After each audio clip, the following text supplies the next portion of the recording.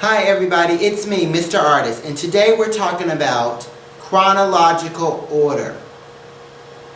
And I'm certain you've heard that term before. It's a very, very popular skill that we all need, especially if we want to be great readers. In this lesson, you'll discover that some authors write about the things in the order in which they happen. Some authors love to tell you what happened at the beginning, then they tell you what happened in the middle, then they tell you what happened last. They go in a certain order. 1, 2, 3. And that's what we're talking about today. What does chronological mean? Let's look at the word parts. It helps to know that the Greek root chron means time and logical means valid or true. So when you put that together, chronological means in true time order or sequence. So you may have heard the term sequential order. Chronological and sequential are synonyms.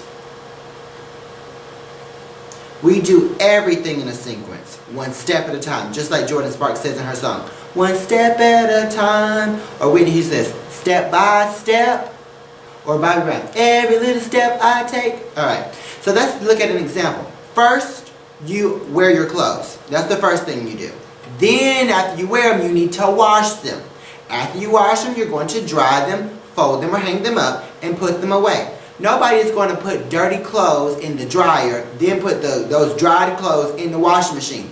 That's not the sequence. That's not the order that it goes. Okay? Here are some signal words to let you know that an author is using chronological order. First is a major one. Like, okay, this is the first things first. First, second, last, next, before, after, then, now, later, or finally. I'll say it again. First, second, next, last, before, after, then, now, later, or finally. These are signal words. These give you clues and give you hints that we're talking about chronological order, that the story, the narrative is being told in chronological order. Alright, this is our first example. Before the concert, we were excited because we had awesome front row seats. Then the show began, and for a while it was great. But soon I couldn't even hear the music over the screams of the audience. After the concert, when we could hear again, we had pizza and listened to some quiet rock. So some of the signal words that were there were before, then, and after. So before the concert, this happened. While we were at the concert, this happened. After the concert, we did this. The author gave us a lot of clues in that example to let us know that chronological order is present. Sometimes the author doesn't use signal words, so if they don't use the signal words, you're going to have to read closely in order to find out what is the sequential order, what is the chronological order. Let's look at another example. I'm so glad to be home now, where it's quiet. Yesterday I went to a concert and it was unbelievable, not in a good way.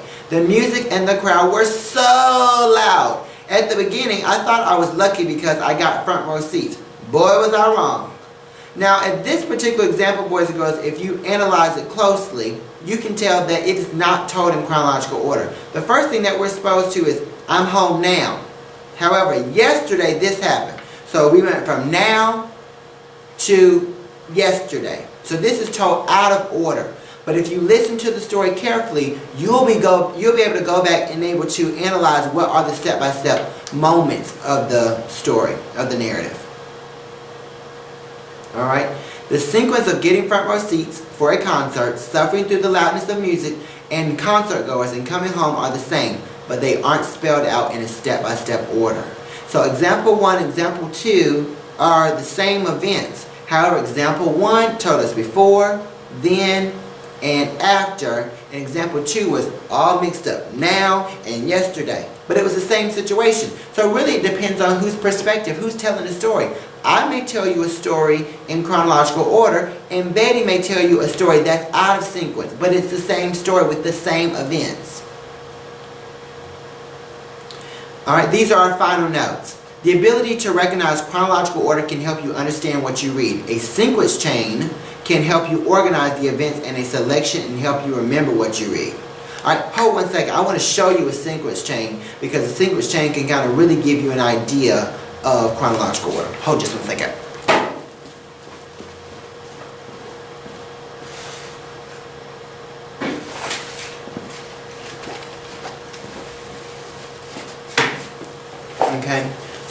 in my class, I had my kids to actually make some sequence chains and had my students to make them, and it really tells us a step-by-step of what we're reading. We're reading a book called Heaven by Angela Johnson. And in the classroom, I had the kids to tell me, what was the first event that took place? What was the second event that took place? What was the third event, the fourth event, etc. They had to choose 9 total events from the plot, and then they also had to tell me where did it fall in the elements of plot. Okay, was it part of the exposition?